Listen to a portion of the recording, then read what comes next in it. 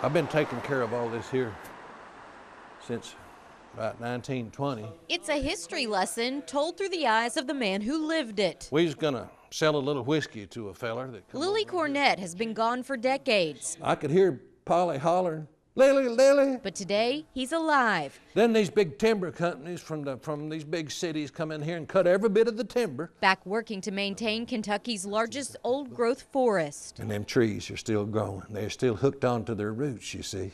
David Hurt channels Cornett's spirit. Well, my God, son, that sounded like something big money to somebody like us. Hurt is one of dozens of actors who travel the state for the Kentucky Humanities He'd Council, been trying to buy my timber for years. keeping alive the Commonwealth's most influential figures. You can imagine yourself. He attracts all eyes, including the man sitting in the back of the room, pulling all the strings. I put together 500 acres of land, timber just like you see right there.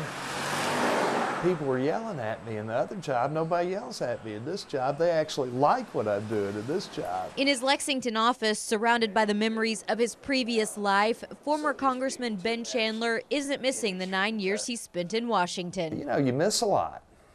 And I'm glad to have the opportunity to be here with my family close at hand. It means a lot. It's not the loss of last year's election that leaves a bitter taste in his mouth, but the changes he saw take place in D.C. over the years. The money that you had to raise in order to stay in Congress was obscene.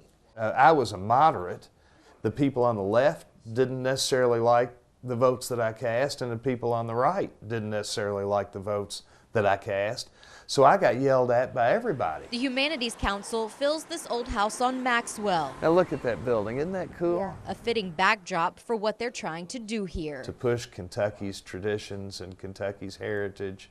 It's me. It's what I love to do, and I'm very excited about it. And I thought she was going to kill every chicken in Letcher County, son. Chandler hasn't ruled out politics in the future, but has no desire to return to Washington. He had a little old bit of slobber dribbling out of the corner of his mouth.